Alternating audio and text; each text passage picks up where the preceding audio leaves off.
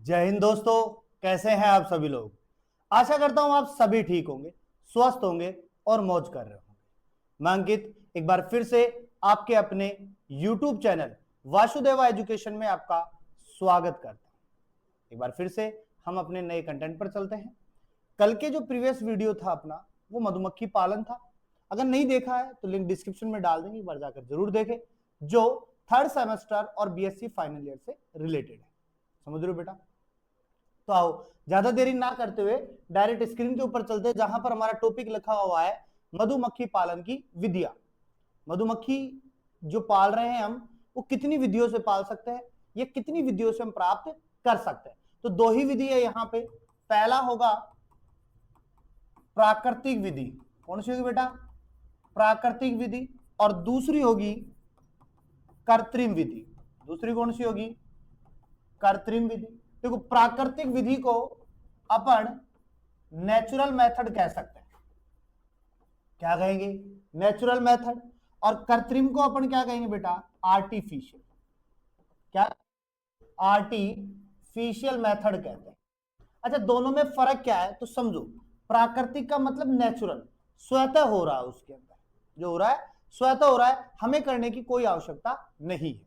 हमें तो डायरेक्ट छत्ते को लाना है, वहां से शहद निकालना है, वो तो है नेचुरल। कृत्रिम वो है जिसमें हमें सब कुछ ध्यान रखना है। छत्ते का स्टार्टिंग पॉइंट से लेकर के एंडिंग पॉइंट तक क्या क्या चाहिए, क्या नहीं चाहिए, क्या एसेंशियल है, क्या नॉन एसेंशियल, सारी चीजों की देखभाल हमें करनी चाहिए, पहली बात। अब देखो, प्राकृतिक विधि में क्या होता है, जैसे कोई जगह है जहां पर छत्ता लगा हुआ है। अब उस छत्ते को दो हिसाब से तोड़, एक तो आप डायरेक्ट तोड़ के लाओगे। अब डायरेक्ट तोड़ के लाओगे तो मधुमक्खी अटैक कर देंगे। कहां करेंगे? चेहरे पर, क्योंकि संवेदी ऑर्गन्स पर मधुमक्खी अटैक करती है। और जैसे ही मधुमक्खी ने अटैक किया, सूजन हो जाएगी अलग अलग जगह। आग पे कोई तो आग सूज गई, लिप्स पे खा गए तो लिप्स सूखे, नाक पे खा गए तो नाक सूजे, अलग अलग। और फिर आप अपने आप को देखोगे तो अलग ही लेवल में दिखाई दोगे, और बाहर निकलते हुए श्रम आएगी। ऐसी गलती नहीं करनी है। मधुमक्खी को छत्ते को तोड़ने के लिए करते क्या है, जहां छत्ता है वहां नीचे थोड़ा घास फूस इकट्ठा कर दो और उसमें आग लगा दो। जैसे आप आग लगाओगे, उसमें से क्या उठेगा? धुआं। और जैसे ही धुआं उठेगा, मधुमक्खियों पे जाएगा, मधुमक्खी तुरंत छत्ते को छोड़कर उड़ जाएगी। छत्ता तोड़ो, निचोड़ लेते हैं और शहद आ जाता है। ये गलत है। क्यों? क्योंकि जो शहद हम ले रहे हैं ना, अब वो प्योर नहीं है। क्यों? क्योंकि उस मधुमक्खी के छत्ते में अंडे भी तो थे, लार्वा भी तो थे, या कुछ अन्य गंदगी भी तो होंगी, वो भी तो शहद में आ गई। तो नुकसानदायक हुआ या नहीं हुआ? बेनिफिशियल होगा क्या? नहीं होगा। तो ये हमारे पास में प्योर नहीं होता है। लेकिन कृत्रिम विधि से प्राप्त जो शहद होता है वो बिल्कुल प्योर होता है। कैसा होता है? प्योर शहद। कैसा होता है? प्योर शहद। कैसा होगा बेटा? अनप्योर शहद। कैसा होगा? अनप्योर शहद। ठीक है। ये हमेशा कब काम करेगा? अंधेरे।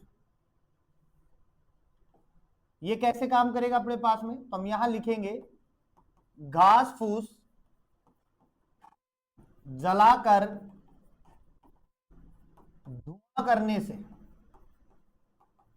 मधुमक्खी उड़ जाएगी, छत्ता खाली, शहद ले सकते।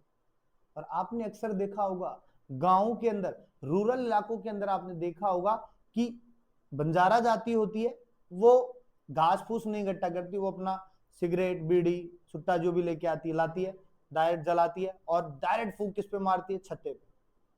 एक शॉल सा ओढ़ लेंगे और छत्ते पे मारते रहेंगे।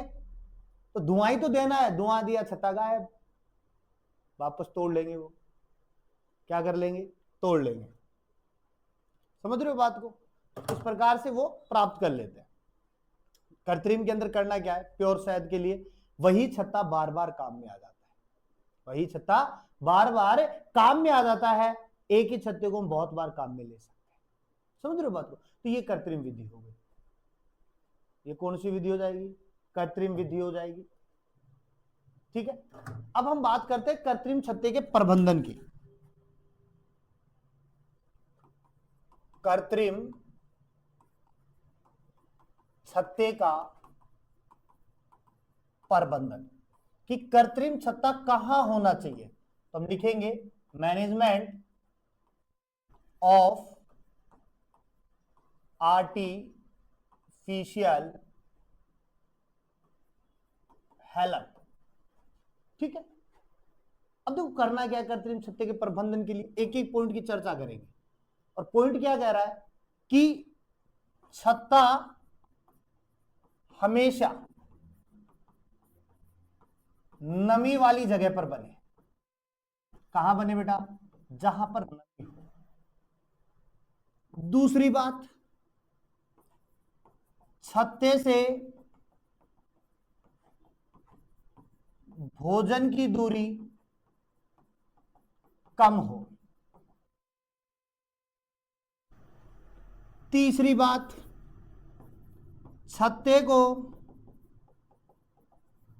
शत्रु व सीधी धूप से बचाओ। आगे हम बात कर, देखो छत्ते की जानकारी या मधुमक्खी पालन की जानकारी होनी चाहिए। मधुमक्खी पालन की जानकारी होनी चाहिए। अर्थात कुल मिला के हम ये कह सकते हैं मधुमक्खी के बारे में ज्यादा से ज्यादा जानकारी होनी चाहिए।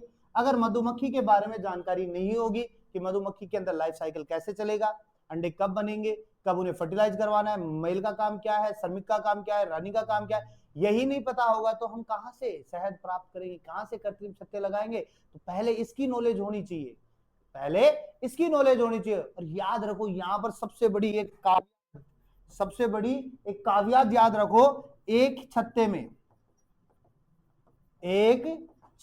में एक रानी होनी चाहिए, एक ही रानी होनी चाहिए। दो रानियों से काम नहीं चलेगा, अगर दो रानियां हो गई तो युद्ध होगा। बात को तो छत्ते में क्या रहनी चाहिए? एक ही रानी रहनी चाहिए। क्यों?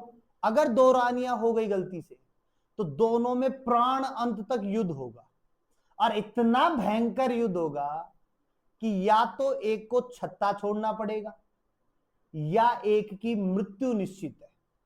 यानी प्राण अंत तक युद्ध होता है, और युद्ध इतना बढ़ जाता है कि पूरा छत्ता भी तहस नहस हो सकता है, क्योंकि लड़कियां एक दूसरे को नहीं देख सकती। वो अपने में खुश है, लेकिन जब उनके बराबर में अगर कोई दूसरी आकर बैठती है तो वो सबसे ज्यादा गुस्सा फील करती है। समझ रहे हो ना बात को? तो रानी हमेशा कितनी रहेगी? एक। किसमें? छत्ते में। दूसरी बन गई तो जाओ। ये हो गया कृत्रिम छत्ते के प्रबंधन की बात। दूसरी हम बात करते हैं यहां पे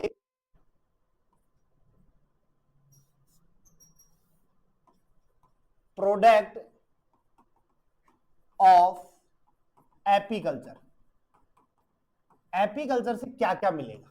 तो बेटा एपीकल्चर से दो ही चीज मिलेगी, एक शहद मिलेगा। क्या मिलेगा? शहद मिलेगा। शहद को हम क्या कहेंगे? हनी कहेंगे।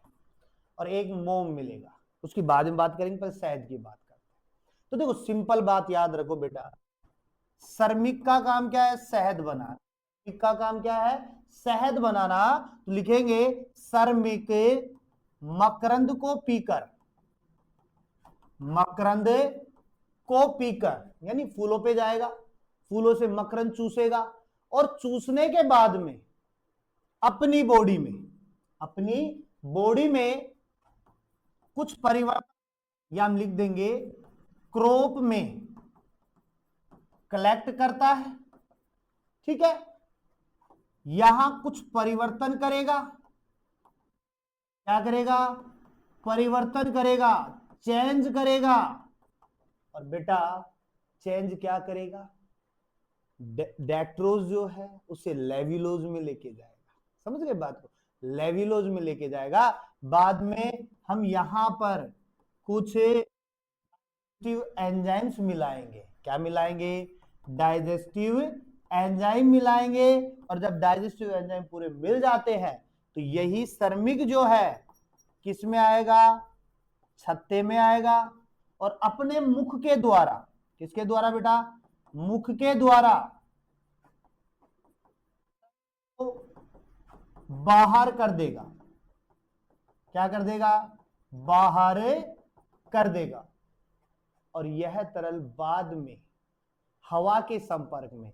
यही श्रमिक बार बार पंखों से क्या करेगा, हवा करेगा, और वो शहद जो था, वो जो तरल जो था, वो एक थोड़ा सा गाढ़ा मटेरियल में बदल जाएगा, जिसे हम क्या कह रहे हैं, शहद कह रहे हैं।